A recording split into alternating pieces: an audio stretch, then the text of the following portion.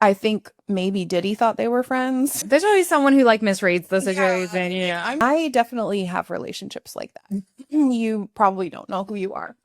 Let's take a sip of tea of the town. Okay, are you ready to talk about a very interesting rivalry? Ooh, yes, I am. We are going to talk about the 50 Cent and Diddy beef. Oh, okay. I am sat for this one. Yes. I am ready. And we're not going to talk about the recent documentary necessarily. There's some details we'll talk about, but mostly just this is really just about like what's the history of their beef? What led up to this? Like, why are we here in this moment? Why is 50 Cent so petty? Tell me Exactly. everything. So we're going to talk about how this whole thing started, all the various parts of their rivalry, and how the heck did we get to the point where there's a full ass documentary involving all kinds of crimes. Yes. Yes. Okay. So how did we get here? We have Diddy, we have 50 Cent, two kings of their industry. Theoretically, you would think they would be allies, they would know each other, they would party together. And that is where it started. Yeah. Yeah.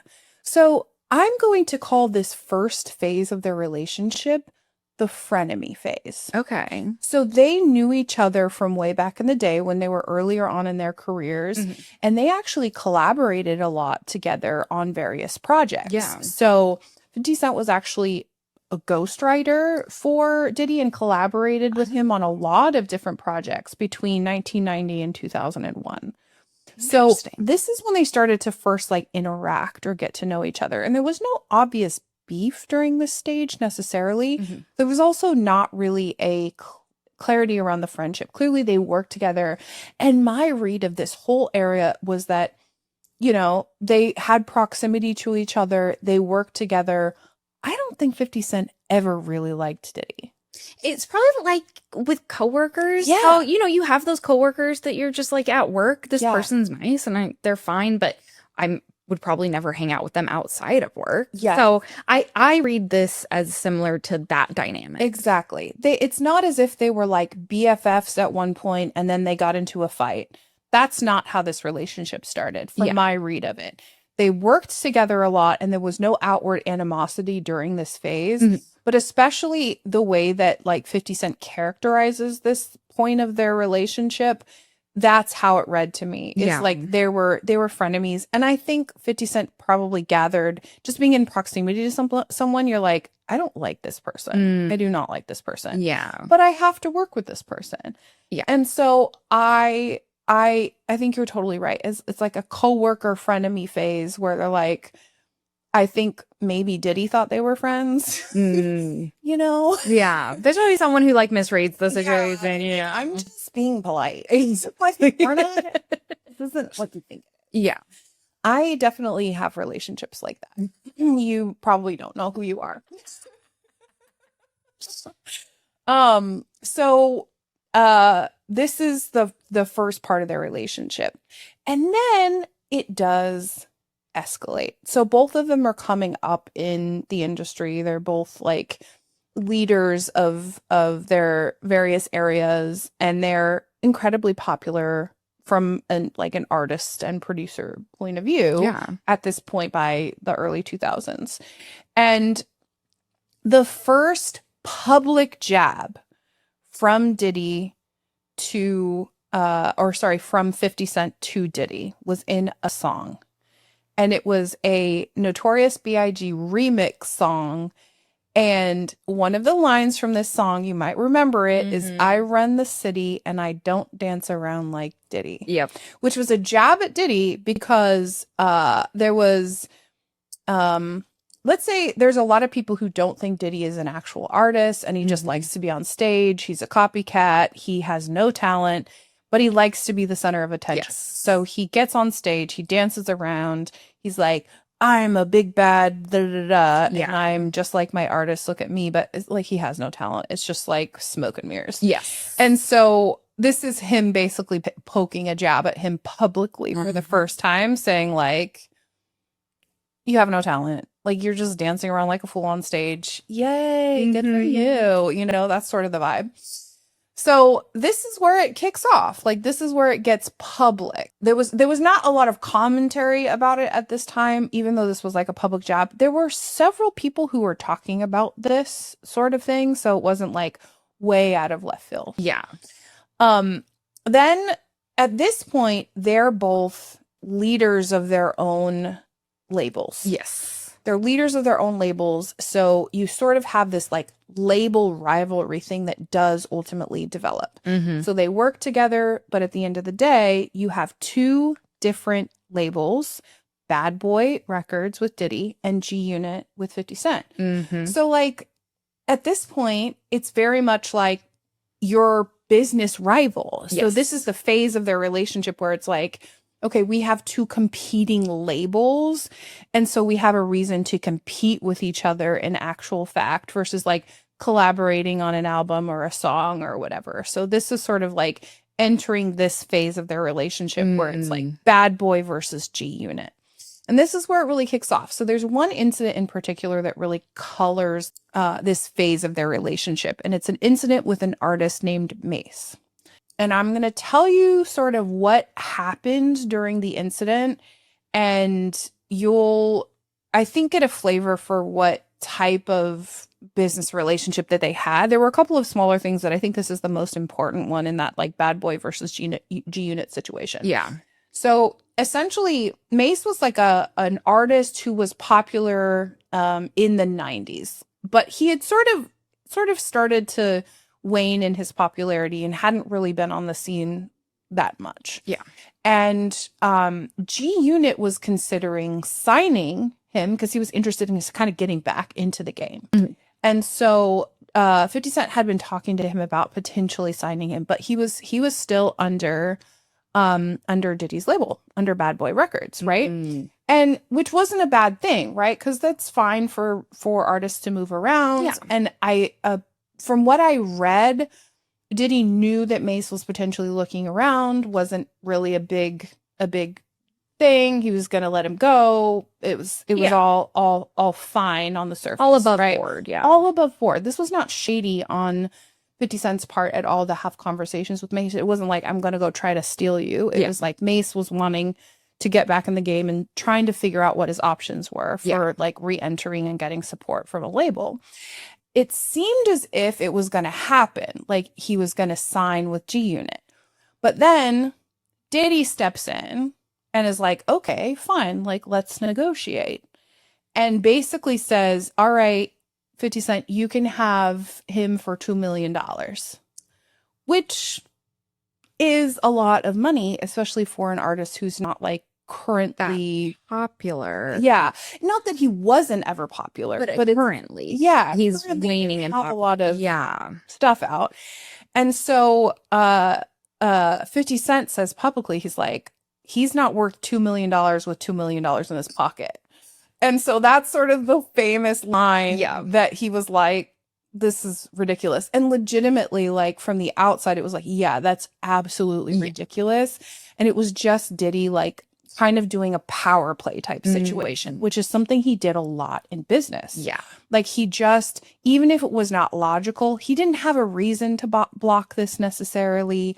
He just, it was a power play. He likes being in control. He likes being in control. And 50 Cent was like, you know, having had this work history where he probably saw a lot of this behavior before, he's like, this dude is now, not only is he just like idiotic and not making smart business moves or not making smart business like deals, you could have had a conversation where he would have made something off of it, but like $2 million, you're clearly just like trying to do a power play. Yes. And so I'm sure 50 Cent's tolerance for this sort of thing, given what he knew and the history he had with Diddy, was like very low. So anyway, the whole deal blows up because Diddy blows it up. Yeah. And so from that point forward, it's a pretty public rivalry. There's a very public, like, they're taking jabs at each other. And there's then a series of like diss tracks in this, like, it's very public. Like, they're doing diss track. And the biggest one of these diss tracks, you probably remember. I definitely remember this. I didn't understand the rivalry at the time, but you know, you live and you learn. So in 2008, 50 Cent drops this song, or sorry, 2006, he drops The Bomb. It is a diss track, and he insinuates in the song that Diddy is the one who knows who unalived Biggie, right? Yep. Huge deal, because, you know, that whole era where Biggie was murdered, Tupac was murdered, you know, in a similar time frame. There was a lot of turmoil in the industry around that. Oh yeah. And he insinuates that Diddy knows who did it. Which Diddy is knows. huge. It's huge. It's huge. So this is a very public, like, you know, not only am I dissing you and I have a whole diss track, I'm also calling out, like, you publicly around some shady stuff that you did or know about. And not only that, but the fact that at this time, Diddy is supposedly so distraught about Biggie. He's putting out his own music. So to say, basically he's saying it's all for show. Yes. Diddy knows about who killed it. Like, this is a big deal. It's a big deal, because you're absolutely right. So for those who don't know, Biggie was on the Bad Boy label. So he was one of Diddy's artists when he was unalived. And there was years of Diddy putting out music. Like, there was a posthumous album that was created. He went on all of these interview tours saying how, like, distraught he was and how he just was so just heartbroken to lose a friend.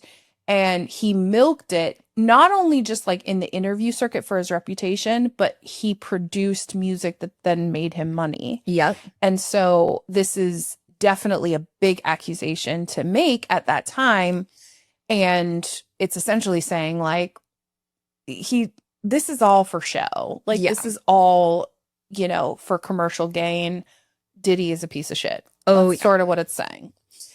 So then there's an interview he does in June 2010 where he basically blows him up in an interview, and he's like, he's not an artist. He says a lot of the things that a lot of people have probably been thinking and saying behind his back, and he says it in an interview, and he's like, he's not an artist. He's a fake. He just, like, takes advantage of other people's talent. He can't sing.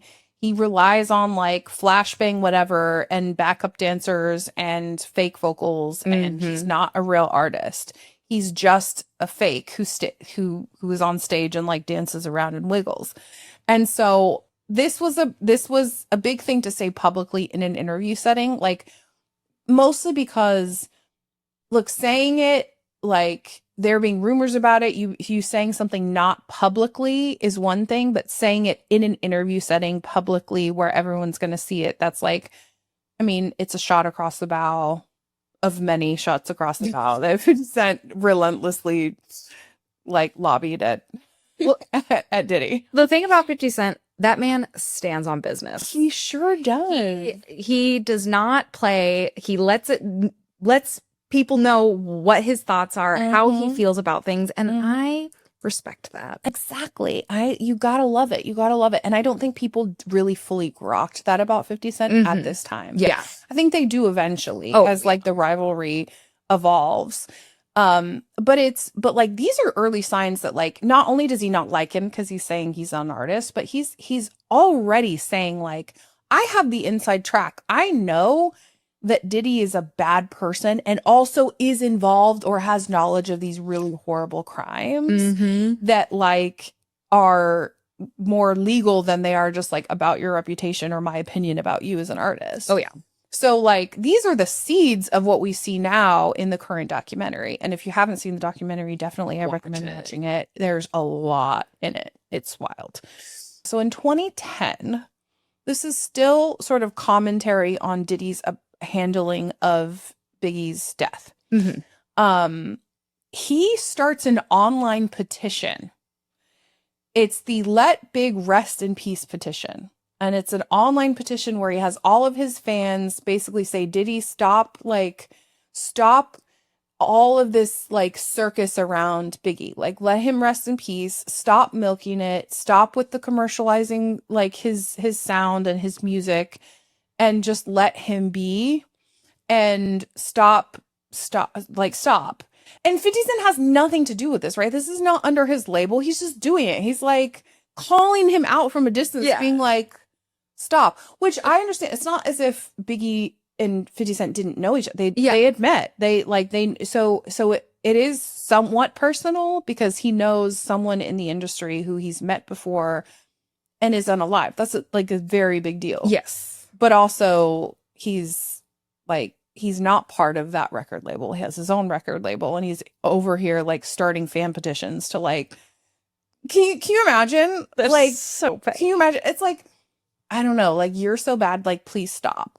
Like, just stop doing what you're doing. Just enough. Just of all of it. Yeah. And it again, it is like referencing Big. And that's a huge part of the Netflix documentary where there's a lot of, it's sort of circling around this issue of like, there's more to the story. Okay. So next we're going to go into the Vodka Wars era. So between 2007 and 2017, we have the Vodka Wars. So we've evolved from like a rivalry between two music executives that have their own record labels to two owners or partial owners of different vodka brands. So we have Diddy, who was heavily involved with Ciroc. He had a stake in Ciroc, versus 50, who was a part owner of the vodka brand Effin. So this era sort of escalated their business rivalry. Yes. And it was really where you saw Diddy start to show his like petty side.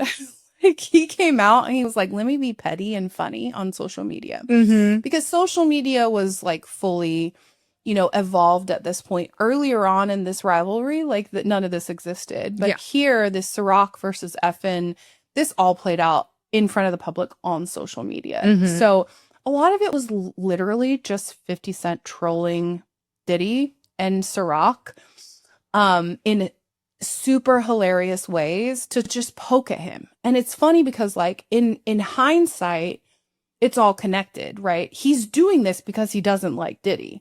He's not doing it because he thinks it's like maybe it's also strategic for Effin. I think it got him a lot of play that maybe he wouldn't have otherwise gotten. So it's also strategic. But it's like, he just doesn't like the guy. And so he's like, let me just relentlessly make fun of you on the internet and see what happens. Well, and I think the thing that's so beautiful about this, and I think what is so smart about 50 Cent, is he really understands how to get under Diddy's skin. Because the thing about Diddy is he is not someone who can laugh at himself. He's not someone who can be self-deprecating. And so when 50 Cent pokes at him in those ways, it really irks him. Whereas someone who's a little less serious about themselves could probably roll with the punches, could probably come up with a counter campaign that would be effective. But instead, it eats at him, and 50 Cent knows that. And he's like the ultimate troll. Yes. Because he knows this is how I'm going to get to him. You hit the nail on the head. Because, and think back to their relationship, right? He knows Diddy. He worked with Diddy. Yes. He's seen up close and personal the type of person he is. So exactly knows how to get under his skin. He knows he has an ego the size of the fucking Milky Way galaxy. And he knows that he can sit over here and do it with no consequences and just like, boop, boop. Yep. And he does it. So here's a couple of examples of like things that he did to troll Diddy during the Vodka Wars. Well, during what's now known as the Vodka Wars. So this is one of his tweets. Look, man, you had your run. It's over. No more puffy juice. It's effing vodka, boy. There's no sympathy for winners. LOL. So this is like he actually made no more puffy juice and like puffy juice trend at certain points. Love it. And he calls it puffy juice, and he just does all of this relentless trolling. And the no puffy juice hashtag that he created and started, like I said, like trends a couple of times when he posts these things and he makes it go viral, which of course like pisses Diddy off. Well, yeah, because I mean, the thing about it is puffy juice, that's just silly. It sounds like a child's drink. For anybody else, that would probably just be like, okay, what a weird insult. But Yeah. for Puffy, he takes himself so seriously. Exactly. That the fact that his brand is made to look silly probably just kills Irks him. Oh, for sure. Irks him so much. Mhm. And 50 Cent knows it, and he keeps going, of course, as he should. So then there's like there's this moment that I think is really interesting that I think tells a little bit about like Diddy's perspective on, or 50 Cent's perspective on Diddy. He's doing an interview and he tells this story about a time when Diddy invited him shopping. And there's a few things in this clip that I want to talk about. I'm going to show you the clip first.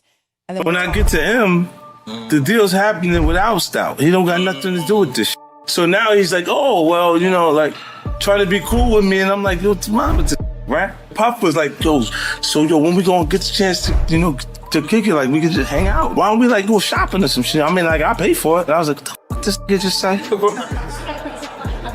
It's just shit that goes off. Because you're a little fruit pile. You see these little weird ass pictures and shit like that out there, sitting out there for no reason. Yo, fam, accident pictures when you like kissing niggas. Like that doesn't happen by accident. You know what I'm saying? Like, I'm trying to tell you the truth. But the truth, sometimes it hurts. Right. It hurts people and they don't want to hear that shit. But I'm trying to tell you, ask me, could he take me shopping? And it fucked me up. You're looking like, it's just like, I want to take you shopping. So there's a couple of weird things in there that I want to point out. I mean, if you're hearing this for the first time and you haven't like listened to this interview, there's sort of two things that are important from my perspective. Mhm. The first is that, you know, it's an example of Puffy again, or Diddy, whatever he was being called at that time. He was sort of doing this power play thing with him again. He was like, oh, let me take you shopping, which is a weird thing to say to a fellow millionaire. Yes. Like, 50 Cent doesn't need you to take him shopping. Yeah. Nor does he probably want to go shopping with you. Like, it's a weird thing to say. Yes. Right? It's a really weird thing to say. And so I think it's like 50 Cent sharing with people, like, this is one of the weird power play things that he does in social interactions. And my guess is that 50 Cent probably saw a lot of these things when they were working together early on and did just weird shit like this. Right? So we have this whole history of the rivalry. We have a combination of really serious accusations, like, you know who killed this person, who we all know and loved, and to like funny pokes at your vodka brand. So like, it's been a long rivalry that's more than just a rivalry. I think it's like, my assessment of it is like, Diddy was a certain type of person and 50 Cent saw that. Yes. You know, I think a lot of people who have bad traits that are like problematic and that hurt other people, like, they show up in so many parts of your life. It's not just that, you know, you're going to behave badly in work situations or personal situations. It's going to come out in all sorts of ways. Yes. So, you know, the accusations against it, I mean, he's in jail now for good reason. Yes. He clearly did a lot of bad things, and I think like the reasons he did those bad things were probably the same types of reasons why it was hard to work with. He did these power plays, he had to be in control, he was not a good person to be around. And I feel like 50 Cent, my impression of him is that he's probably more of a good person. He seems like kind of a teddy bear. I don't like, not in a bad way, but in a like, I could kill you, but also like, I am a good person at heart kind of way. Yes. And so I feel like he's sort of more has like a moral compass, and he's looking at this person like, you're a bad dude and I see you. Like, I see through you, and I see through you from every stage of our relationship, from the beginning to us being rivals in our record labels, to vodka wars, to like weird social interactions that we've had. Oh, yeah. And I think there's something about when you clock someone early. Yes. When you clock someone before other people catch on. And I think there's also maybe a frustration that comes with it, especially someone like this that is so loved and celebrated publicly. Yeah. And is this titan of industry and just seen as this kind of hero and this icon in the rap world. And to know from early on, no, this guy's got problems. He's a bad dude. He's causing issues.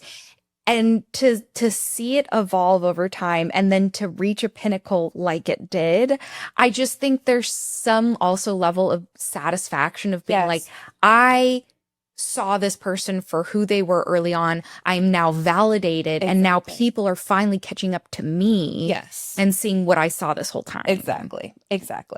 And 50 Cent did it in the most public possible way. Yeah. 50 Cent didn't just like sit and watch it happen. 50 Cent partnered with a journalist and a documentary crew to be like, we're going to expose this. We're going to do our research. We're going to get in there. We're going to get all the juicy bits and details. And he did. So that's what brought us to that moment of the documentary. So, if you haven't seen the documentary, I'm going to give you the sort of like elevator version of what's in it. It obviously details some of the crimes that he is currently in jail for, some other crimes that he was either accused of or, other things that he did that were really horrible. There's SA, there's grape. It's bad. It's really horribly bad. And he's in jail for human trafficking violations. I think there was some racketeering stuff in there. I can't remember exactly what charges stuck, but he's currently in jail. There's a lot of really horrible things that he's accused of in addition to what he's actually in jail for. And then there's that dimension of it. And then there's the murders of Tupac and Big, where there's a lot of details that are shared around his knowledge and or potential direct involvement in it. It's all obviously alleged. It's laid out really nicely in the documentary, but like, I think most people watch it and say, wow, like he has no problem being involved with, or at least having knowledge of, unaliving people in the industry. One of these artists was under your label. Yes. And you actively put him in the position that got him killed. And then, the one of the most fascinating parts of this was that 50 Cent had so much inside knowledge. He in the documentary, he was able to release footage that had never been seen before publicly. Both things that the law enforcement did have access to, but hadn't been seen by the public yet. And also, the craziest part is that he got footage from a documentary that Diddy was trying to make of himself. And the filmmaker gave all of that footage to 50 Cent to basically reverse Uno on it. So good. And it's crazy because you see all this footage of Diddy, like when he was about to get arrested and like how he reacted and like very personal interactions that he had with his lawyer that were caught on film, that for whatever reason, his biggest rival, who's been trolling him for decades, has access to this footage. And I think it's a testament to like, Diddy was a bad dude. No one's going to be on his corner. No. And everyone's like, yeah, we're going to come over to 50 Cent's corner. Oh, for sure. And it's like as soon as Diddy really lost power and control and that pull that he had on people, because the thing about people like that, if your only source of power comes from fear and control and manipulation, then the second you are in a lower position, people turn on you. If you're not building rapport and building trust with people, they're not going to stick around for No. you when you're at your lowest. Out the door. And so I think he had built himself so far up that he really thought that he would remain in control of the Yes. situation Yeah. regardless, and was completely wrong Completely wrong. and just in the most public, beautiful, poetic way possible. I can't even all the things and the details that were in that documentary, and the fact that 50 Cent was behind it is just like the most epic arc of a sort of rivalry enemy situation that I've ever seen in my life. Oh, absolutely. Ever. Just showed me I'm not hating to my full potential. Absolutely not. Mm-mm. We have so much more inside of our souls. Yeah, And Diddy has shown us, or not Diddy. Well, Diddy by way of 50 Cent has shown us the way. exactly. So- exactly. I'm going to show you a clip of one of the interviews that he did after the documentary was released. And this is just a clip. It's a very short clip, but it will give you the flavor of, like, I'm just going to say the swagger that he had. Mm-hmm. But Curtis, people know about this very public, long-standing feud that you've had with Sean Combs. Was there anything that surprised you when you were watching the No. footage? That didn't surprise me at all. How did you go about getting the footage? She's a journalist, right? Yeah. So she's not going to reveal her sources, so you don't have to reveal that. Not going to reveal my sources, but I think that partnering with someone like 50, it was very much in the universe as to what we were doing. It's a lot easier to get it. And do you think that hip-hop culture was on trial as much as Sean Combs was? Look, if I didn't say anything, you would interpret it as the hip hop is fine with his behaviors. Beautiful. The thing that I love is I've seen a screenshot of 50 Cent from this interview just smiling, and that has become like a meme. It has. Just for when you're so self-satisfied. Yeah. And I just love how you could just see the joy of being like, I've been validated, Yes. I've been vindicated, the world has caught up to where I am, and now also I win. I win in the most public way possible. And I love this. And the best part is he did this interview on ABC at a specific time because he knew that the prison that Diddy is in airs only that channel at that specific time. So good. right? So petty. So petty. So beautiful. So beautiful. The fact that he goes to the lengths of like knowing what channel is played at that prison, what time he might be in the room to see it. He's like, I'm not only going to get this over on you, I'm going to make sure you see it. Uh-huh. And Beautiful. I'm like, okay. Perfectly executed. Flawless. No notes. So because of all this, he's definitely become a meme. So as soon as this was released, as you said, like, it's not just him grinning, it's also people saying like, oh, like, this is what it is to be petty. Oh, yeah. This is what it is to seek revenge and smile while you're doing it. So I'm going to play you like a compilation of a couple of the memes that have come about because of this whole, I'm going to say like the arc of the 50 Cent Diddy relationship. Yes.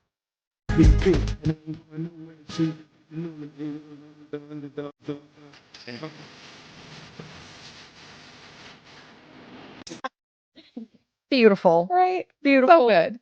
So good. So in the end, Diddy versus 50 Cent, I think we know who wins. Because Oh, one's yeah. in jail. One is in jail and should probably be in hell. Yeah. And then the other one's just living his life as a king. Just living his best life as he should. King behavior. So that is the end of our story of the beef. And it may play out even more, but I think this is pretty much a good final arc. And there may be additional charges. There may be more that comes out of like what was revealed in the documentary, certainly. Mhm. But I think this this understanding like how far back this goes. And I think for me, even I didn't know some of these details. Like we lived through a lot of this stuff playing out in real time in public. But like, I think after going through it all together, I'm like, I feel like I have a really good understanding of 50 Cent and his mindset and relating it back to a lot of the situations that I've had in my life where like you said, you clock somebody and you're like, I see you. Nobody else sees you, but I'm waiting you out. Yes. I'm waiting you out. And this is like the most epic version of that I've ever seen in my life. And I'm just like, it's too good not to share. So that's the tea for today. I love it. And like you said, I mean, I saw some of it in the later years. I got to witness it as it was happening, but to understand how far back it goes. Yeah. To see like how early on 50 Cent was and how he just continued to retain this information, to learn his enemy, to figure this out. I just, well told. Thank you for sharing. I mean, I think that this adds so much depth even to the documentary to really understand where this all stems from, because I watched the documentary. It was insane. But now knowing this, I have to rewatch it. It's crazy because knowing why it's on display like this, like why the hell is 50 Cent the one producing this documentary? This is why. This is why. He saw it. He clocked it. And he's like, I'm not letting it go. Beautiful. And good on him. And we should all learn from that. You know what? Cheers to 50 Cent. Cheers to the king. Let's take a sip of tea.